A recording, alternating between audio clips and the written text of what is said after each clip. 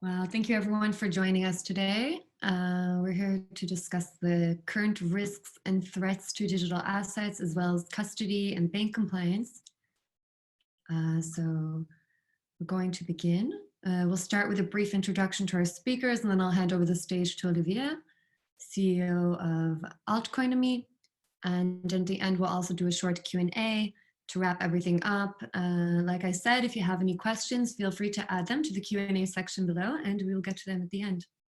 So I'm joined here now by Olivier Cohen. Hello. Olivier, Hi. hi. How are you doing? Good, how are you? Good, thank you. And Olivier has worked at MKS Finances as an option trader for precious metals, and then at JP Morgan as a risk manager for exotic credit derivatives. He later joined Kaplan SA as a portfolio manager and chief investment officer. And as an early adopter of digital ledger technologies and an avid crypto enthusiast, Olivier holds vast experience in the field of finance and IT. In 2017, he founded Atcoinomy, which is a cryptocurrency facilitator and financial intermediary service. They provide forensic analysis of digital assets, ICOs and STOs worldwide, and is currently mandated by 6 different banks to execute the compliance and brokerage of their digital assets. Welcome, Olivier. Thank you. Thank you so much for the kind intro. Thank you. Of course. So I'm going to hand it over to you, and we'll begin. Sure. Thank you so much. So I'm going to start this presentation by 3 questions I think are very relevant right now, and also they raise a lot of paradox. I think they're going to help me to kickstart the presentation and to dive deeper into this topic, which is basically how we are going to bring institutional player to adopt digital assets. So here are the questions. I think you can see them on the slides, right? The first one is why banks have been so reluctant to offer Bitcoin or digital assets as an investment to their client. And my point here is that it's not ideologically motivated, like most crypto fanboys would think. You know, especially Bitcoin as an asset class is even stronger. The case is even stronger now than before the coronavirus crisis. I mean, after all, it's a safe haven. It's perfect for a society moving cashless. It's deflationary. And the performance, surprisingly, has been on par with all other assets or even overperforming other asset classes. So here's my first paradox. You know, the case is stronger than even before. Why tokenized security has been so slow to become mainstream? The World Economic Forum states that by 2025, we should see more than 10% of global GDP moving to the blockchain. And it looks like we are very, very late on the schedule, on the agenda. I mean, by opposition, another question is why DeFi has been growing at such a rapid pace. So digital asset and Bitcoin are a bit stalling, but DeFi is booming. You know, DeFi, I think you all know, DeFi stands for decentralized finance, and it's this trend initiated by actors like Bancor, Uniswap, or Maker that promote the use of decentralized network and open source protocol to facilitate frictionless trading and loans. Well, to answer the answer to these 3 questions is basically the same in my opinion. We are missing some major pieces of the puzzle that we need to bring and come together in order to facilitate the adoption by institutional player. I'm going to list all these pieces in the next slide, and you'll see that we will study them as a use case in our presentation.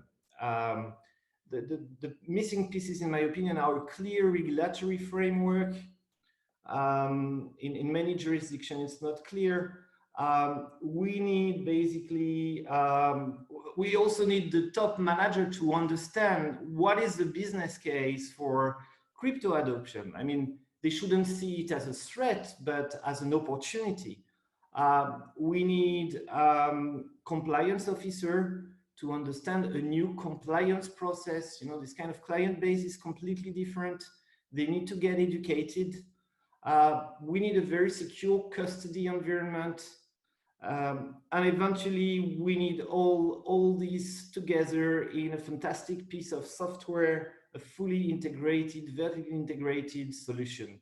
Okay, so if you study all the pieces that are missing before I address each and every one of them, we can already answer the third question, you know, why DeFi has been growing at such a rapid pace. Well, look at this. DeFi has no regulatory framework. It's fully decentralized, point one. Second, there is no compliance, right? No need to educate anything, no need to enforce AML policy or to draft AML guidelines. It's self-custodial. It's simple as a Forex trade. You come and you swap your assets and no intermediary are required. It's also very cheap. And on top of that, it's aggregating the liquidity from all over the world. So it's not just restricted to one client base of a bank, as big as a bank can be. You know, to accumulate liquidity from all over the place, you will be bigger. So I'm going to be very provocative and saying DeFi is growing only because it's a way to trade without KYC. A little bit the same way that ICO in 2017 was maybe, I mean, that's what the SEC assessed, a way to bypass security offering, which is probably right in most cases, except for a few exceptions, you know, obvious utility token from ICO project who were fully functional day one and have paid attention to restrict US investors. But it's basically a way to bypass the rule. So my point is that traditional finance is eventually set to catch this lag, this delay in adoption, and 2020 is the year where all the pieces, all the missing pieces comes together. So let's study the first missing piece, in my opinion, the business case for cryptocurrency. Now, for a very long time, banks have been neglecting digital assets. They've not been considering it seriously. Since the latest rally in 2017, some people understand now the business case, but still, you know, they still see it as money potentially flowing away from their custody on which they cannot charge. And this fact is not true anymore. There is a huge business case for crypto adoption, for digital asset adoption, on top of having the mere satisfaction to offer a new service to the client, a new asset class, which is in most cases decorrelated to the other asset classes. So it's net positive and not net negative. And just let's do the math. You know, I've put this calculation in the slide. A large private bank in Switzerland, for instance, major player like UBP, this is public figure, has like 120, 130 billions of assets under custody. Let's imagine that they focus to allocate 0.5% of their assets to digital assets. Okay, that's $600 million flowing to the blockchain. You can already understand the scale and the magnitude we are talking about. You imagine the price with 600 million flowing, and that's just one tier one bank in Switzerland. But imagine that combined all over the world. Now the bank decides to allocate this 0.5%, and it can charge 0.5% in custody, 0.5% in transaction fees. And that's, by the way, that could seem very expensive to crypto early adopters, but actually that's the lower end of the range. You know, for a traditional hedge fund, a bank might charge as much as 1.5%. So that would be cheap, okay? Well, that would be 1% on 600 million. So that's that's $6 million of turnover, of profit, you know, on the first year. And it's not just a profit for the bank, it's also a profit for the client who has access to a new asset class. So right now we have the tool to charge client transaction fee. We have the tool to book trades. We have the tool to manage in a very secure way the transfer on behalf of clients. people need not be afraid. Top manager needs to understand there is a clear business case for cryptocurrency, and of course for tokenized security even more. So I'll move to another missing piece, which is the regulatory framework. Switzerland and Singapore are leading the way here, and Europe is following suit. There is a clear convergence of policies right now in the world with the latest GAFI recommendation. Many countries are trying to implement the travel rule, which is the equivalent of the Swiss payment, where in the message, in the SWIFT, we disclose the name of the beneficial owner of the funds. All Occidental, like your Western countries, are trying to implement this travel rule, you know, addressing this problem of disclosing as a metadata the name of the beneficial owner within the transfer of digital assets. So you see a clear convergence of people eventually understanding frameworks that needs to be implemented and working on standard. And I'm gonna study the case for Switzerland, which is the one I know the most, you know, and you'll understand why I think it's a mystery that Swiss private banks do not dive into this market. Switzerland is the only country in the world that actually has a clear path to not only letting issuers tokenize security, but also accepting that regulated entities could list such securities on regulated exchange. So in Switzerland, any pre-existing licensed security house can now list security token. This is a Federal Council law project of the 27th of November 2019. And a bank or a security house can just basically inform the FINMA that they are starting activity in the digital asset field, probably start an application as an organized trading system, and voila, they are ready to go and to list digital security online. It's very easy. For newcomers, the process is a bit different. It's blocked for a year, but at least, you know, there is a way, there is a roadmap, and unlike most countries in the world, where it's not even being considered right now, issuer can come from all over the world, tokenize in Switzerland, and the token can be listed.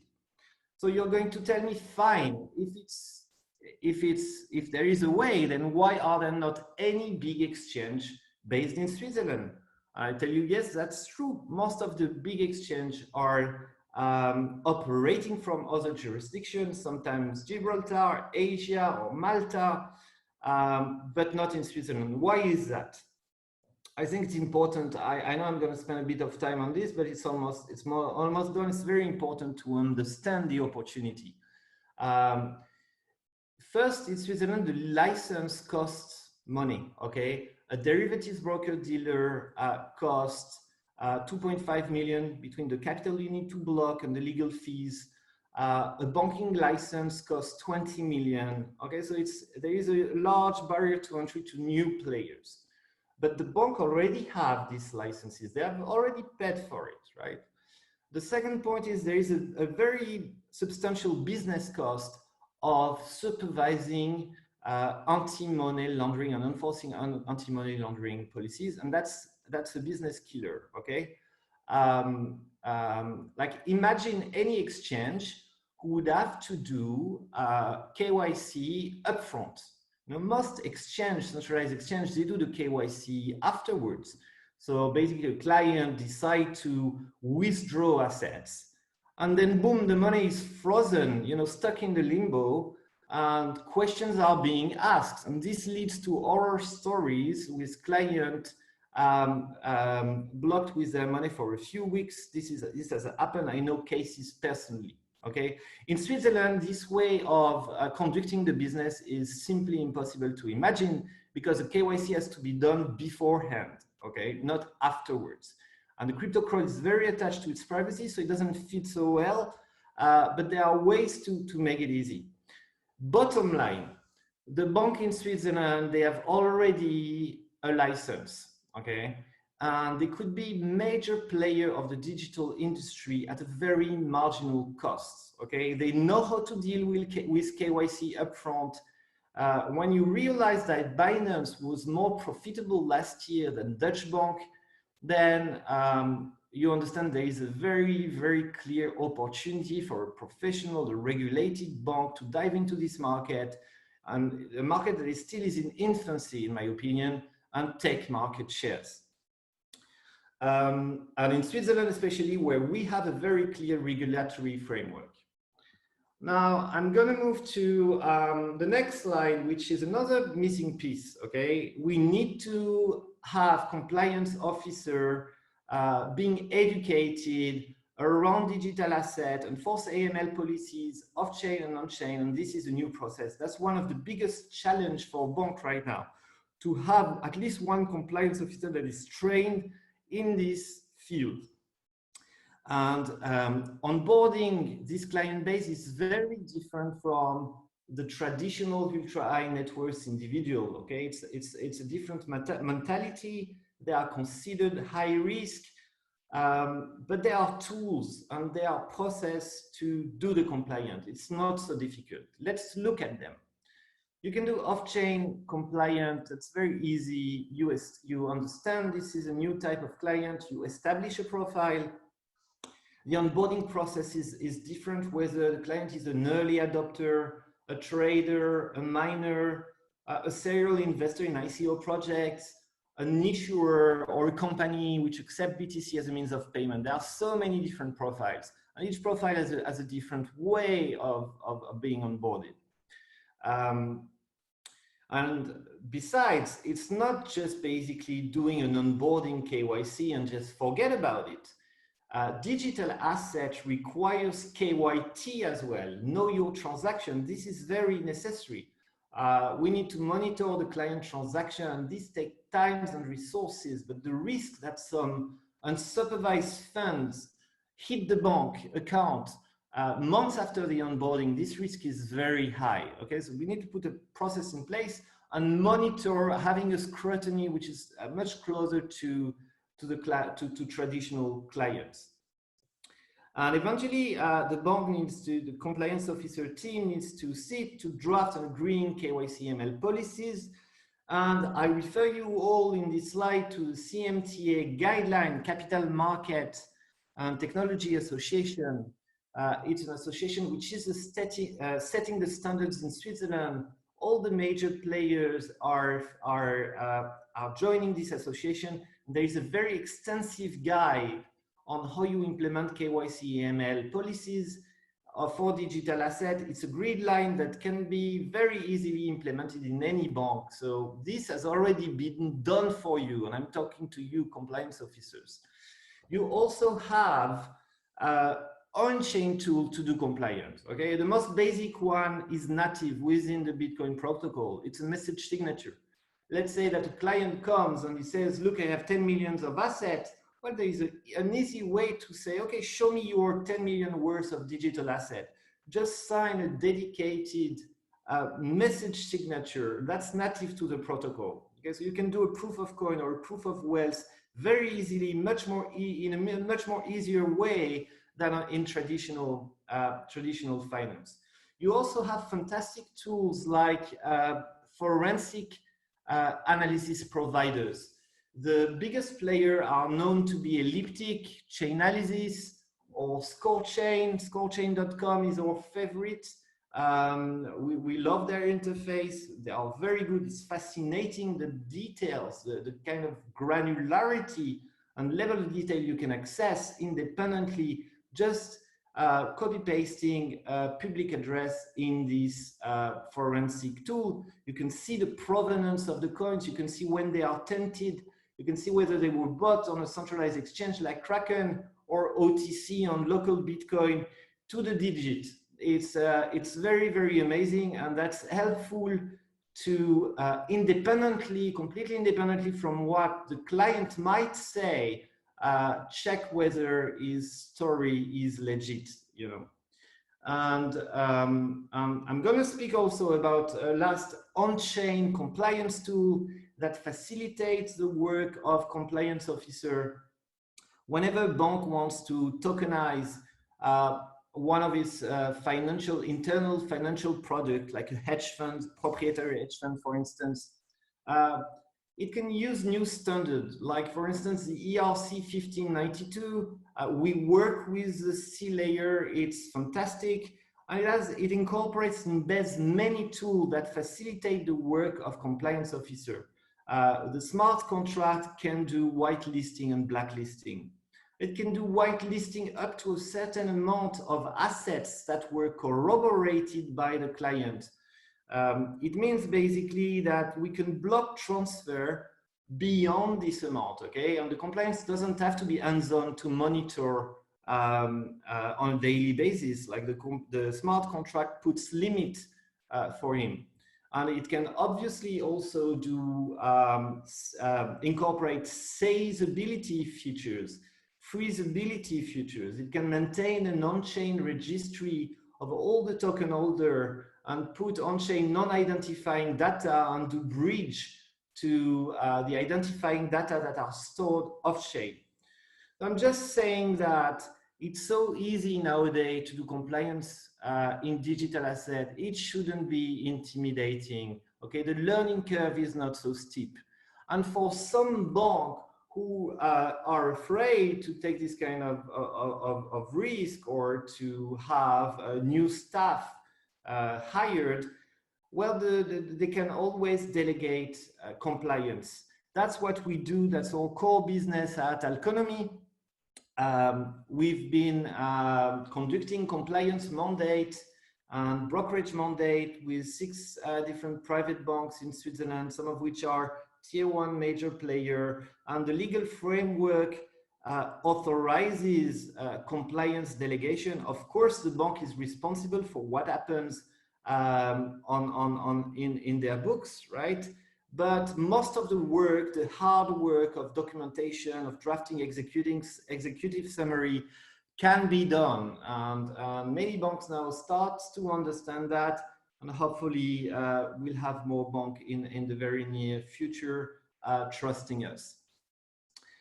All right, I'm going also to speak about one very, very important piece that remains needed for adoption. and that's having a very robust custody system. If you look at the number of hacks in crypto history, small wonder that banks fear this market. In 2019 alone, 12 exchanges were hacked for a total of close to $300 million worth of value that disappeared in the hands of hackers. 300 million is not much in private banking. So just try to imagine, knowing how banking institutions are paranoid with the security, with the privacy of their client data. Try to imagine this kind of hack in the banking industry. Would be talking billions, right? And that's, in my opinion, one of the key elements why digital assets haven't gone mainstream within the industry. But external hacks are not the only risk. Banks are also at risk of losing client data and assets because of an inside job. And that's what happened at HSBC Switzerland in 2011, when Falciani, an IT employee of the bank, stole all the clients' data and flew to France only to sell the list to the best government bidders. And this remains a very, very traumatic event in Switzerland. Now, if you apply the risk of external hack, if you apply insider job concern in the crypto industry, it becomes basically impossible for banks to operate safely with the first generation tools like single-handed wallets, such as Trezor. Fortunately, there are some amazing custodial tools nowadays hitting the market, like for instance, Hub Security's HSM solution. This allows the bank to set governance rules, to define a few relationships, a quorum of managers who will be able to collectively sign and move the funds of the client upon his instruction. So this collective signature process avoids giving the responsibility of very large asset values in the hand of one single person. And by the way, I have to say that banks are not, banks and traditional finance are not immune to hack either. There is a very large problem that is not brought up so often, but it's crippling the banking industry, and it's the callback fraud issue. When someone impersonates a client to illicitly initiate a transfer on behalf of the client to its own profit. Only a few people understand that blockchain HSM solution can basically help solve the callback fraud issue. Fiat can be tokenized. So it means that instead of calling the client and verifying the wire instruction over the phone, which is so much, last century, a digital message can be sent and verified directly from the client endpoint device. And it's even better than this because you can also cut the time of processing a wire inside the bank by a day or two. Imagine the client signs the fiat wire transfer on the blockchain. This message is received by the relationship manager, which then transfers it to be signed by the compliance officer department. Let's say it's a risky client, then a board member also validates this transfer, okay? And then it's eventually validated by the middle office. Bottom line, in like 45 minutes, the whole chain of transaction has been signed by all the executive as well as the client. And the process, the wire can just go ahead. So instead of chasing everyone in the bank to have like a physical signature or an email approval, it could be done directly from the mini HSM that all these executives carry with them at all time, and which is linked to their phone by Bluetooth. Okay, I think I've done enough promotion of of Hub. Let's go to what I consider is the ultimate missing pieces to have wide adoption. We need to bring all the components together. Now that we've identified the best in class in each segment, we need to link them into an integrated software suite. So I'm going to be very provocative here. I'm asserting that blockchain are to the core shitty databases, open in the wild, and that they solve a problem of players willing to work together on a common data set and not willing to trust each other, right? If you think about it, banking is working exactly in the other way around, okay? Banks they are working on a data set that is not common, right? They protect the privacy of their client. They would never disclose any data. So each bank has its own data set, okay? And they are essentially not working together so much, okay? But they are willing to trust each other. So the opposite way of blockchain, right? On top of this, today, no blockchain has really solved the scalability issue, and the network can be slow and clogged at times, okay? So when you look at about it, you say, why would blockchain be a good fit within the banking industry in terms of core technology, right? Is it a good ledger for banking institution? Well, actually, there is no other technology that lets you have so much trustability, transparency, and make sure that everything has been completely registered. So you have a big debate between private blockchain, Hyperledger, and public blockchain. We think that public blockchain could be a very good case for security token, so it could work with banking. But basically, the technology is still in its infancy, okay? And this comes at odds with the IT culture of banking institutions who are used to having corporate-grade softwares, and they want to trade quickly, they want to access information immediately, so they don't need an environment that lacks maturity. Okay, so when you think of all the components that you need to have a bank say, yes, let's move in the digital space, we feel that we have enough tools to operate safely and to scale, it's a bit dazzling, right? Let's look at them. Tokenization, you need a standard which allows banking entities to act as compliance and financial oracle within the smart contract.